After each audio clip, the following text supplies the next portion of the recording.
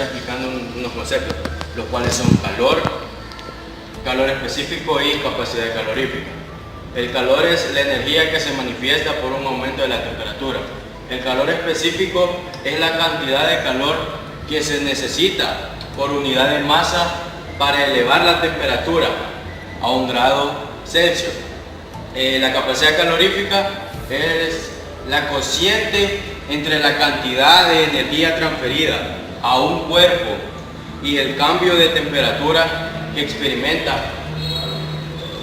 Primero tenemos que explicar la fórmula del calor específico, la cual es esta que está aquí, que explicando la Q es simplemente el calor. La C vendría siendo el calor específico.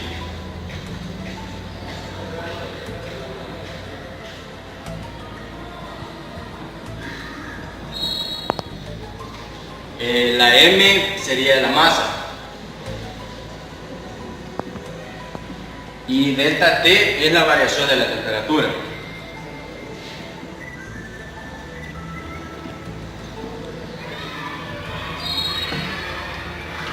Esta fórmula se utiliza en el calor específico. Para la capacidad específica se utiliza esta, que viene siendo el calor específico, viene siendo igual al calor entre delta T.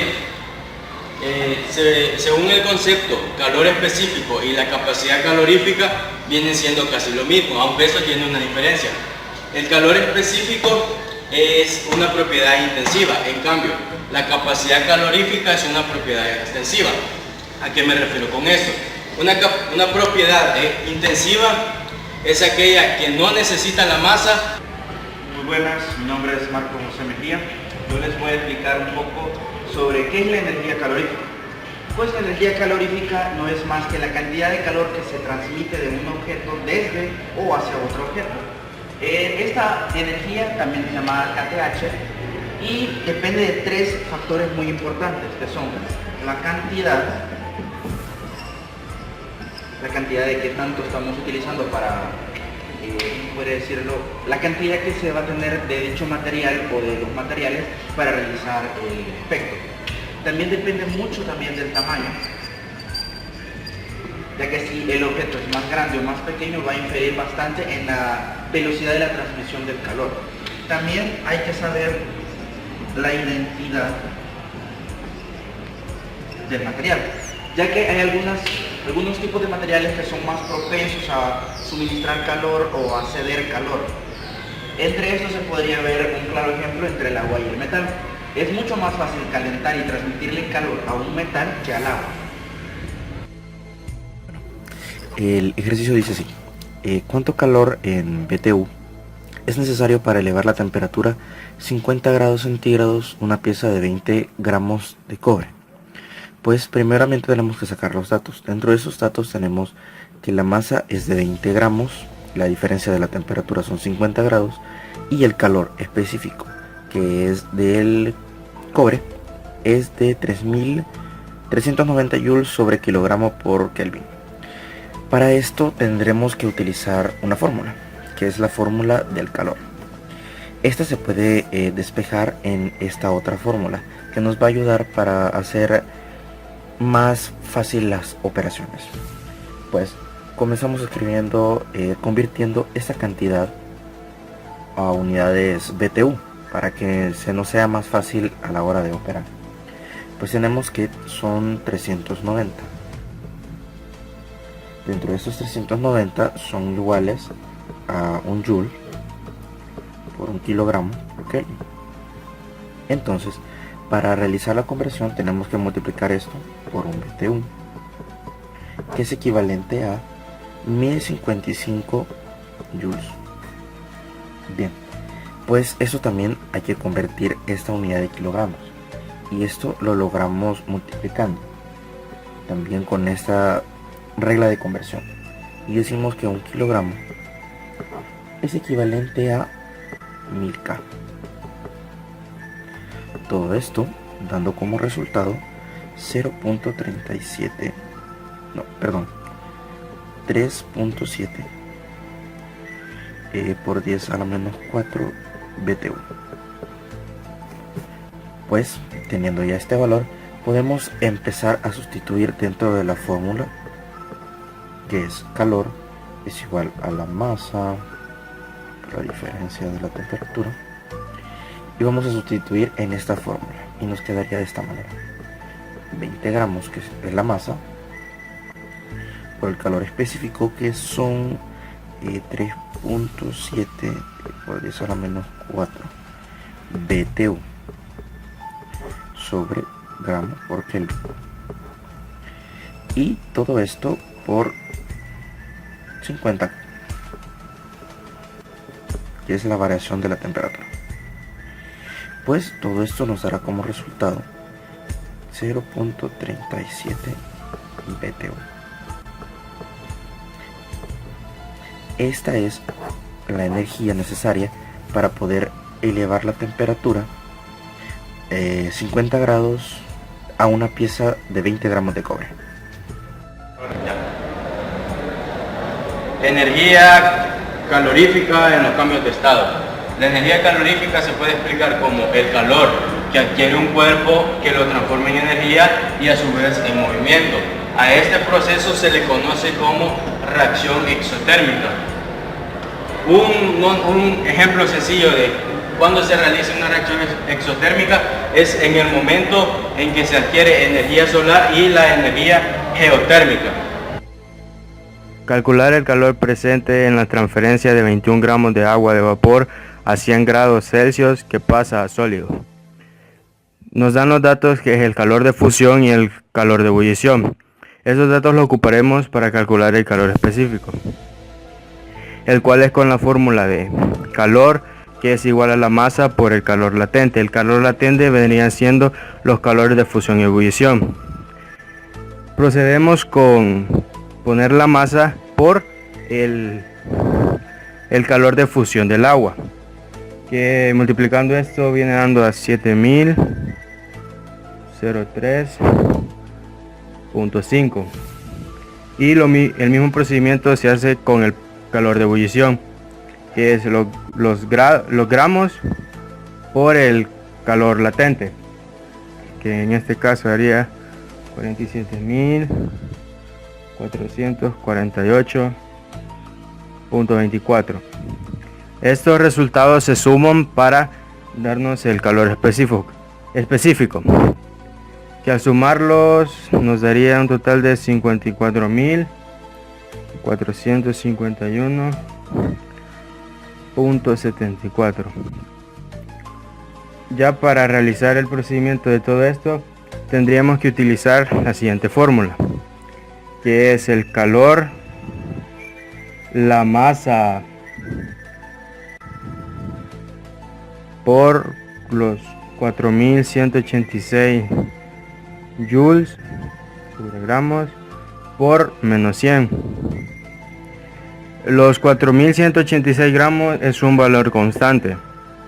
Al realizar esta operación nos viene dando un total de menos 8790. Este resultado lo tendremos que sumar con el resultado del calor específico, lo que nos viene dando un total de 8.845.051.74 joules. Este sería el calor que tendríamos que restarle al agua de vapor para que se transforme en sólido.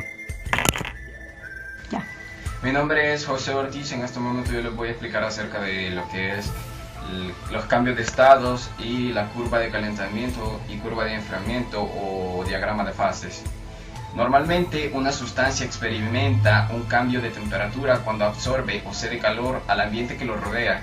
Mas sin embargo, hay un momento cuando una sustancia cambia de estado y esta absorbe o cede calor sin que se produzca un cambio de temperatura en el ambiente que le rodea. Acá tenemos una fórmula que es la que nos va a ayudar para determinar el cambio de estado de un determinado material o de un determinado elemento. tenemos de que Q es igual al calor, M es igual a la masa y L va a ser el calor para el cambio de estado. Mientras que el diagrama de fase se puede entender como la representación gráfica conforme en el tiempo en el que el material va cambiando de temperatura según se calienta o se enfría en el caso de la curva de calentamiento. Se nos plantea un problema que dice determinar el calor que hay que suministrar para convertir 1 gramo de hielo a menos 20 grados Celsius en vapor a 100 grados Celsius. Tenemos que los datos es el calor específico del hielo, que es 2090 joules por kilogramos por kilos, el calor de fusión, que es igual a 334 por 10 a las 3 joules sobre kilogramos, y el calor específico del agua, que es 4180 joules por kilogramos por kilos. Mientras tenemos el calor de vaporización, que es 2260 por 10 a las 3 joules sobre kilogramos. Lo primero que se hizo fue elevar la temperatura del hielo de menos 20. Cabe destacar de que siempre que vayamos a trabajar con dicha fórmula tenemos que convertir los grados Celsius a temperatura en Kelvin. Pues se le sumó a menos 20 273, que daba 253 Kelvin, y la temperatura de 0 grados solo se le sumó los 273, quedando 273 Kelvin. Luego de esto se hizo que esta es una constante.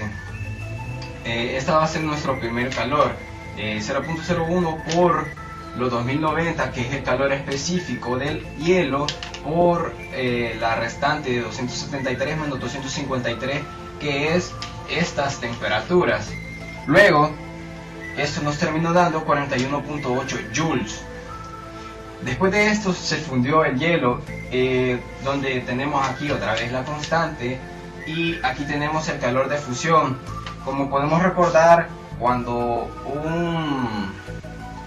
en los cambios de estados tenemos diferentes tipos de cambios de estados. Tenemos la sublimación, que es de gas a sólido y de sólido a gas, mientras que de sólido a líquido hay un pequeño espacio en el que se fusiona, y de líquido a gaseoso tenemos que es el calor de vaporización. En este caso sería el calor de fusión del hielo, que era 334 por 10 a las 3 joules sobre kilogramos, obteniendo que tenemos 334 joules. Luego se elevó la temperatura del agua de 0 grados Celsius a menos 100 grados centígrados. Esto nos quedó con nuestra calor 3, que es igual a 0.01 por 2260 por 10 a la 3, obteniendo 2260 joules. Luego de esto se convirtió el gramo de agua a 100 grados Celsius. Esto se multiplicó la constante por 2260 por 10 a la 3 joules sobre kilogramos, que nos dio 2260 joules. Para obtener nuestro calor total, lo que tenemos que hacer es sumar todo nuestro calor, calor 1, calor 2, calor 3 y calor n hasta donde llegue, con lo que obtuvimos 3053.8 joules. Acá se hizo una pequeña tabla para poder representarlo en lo que es en la curva de calentamiento en este caso, debido a que el problema nos planteaba de que teníamos que determinar el calor que había que suministrar para convertir 1 gramo de agua de hielo a menos 20 grados Celsius en vapor a 100 grados Celsius. Y acá es como se representa la curva de calentamiento. Como podemos ver aquí en la tabla tenemos que el calor Q va a ser nuestro eje X y la temperatura va a ser nuestro eje Y.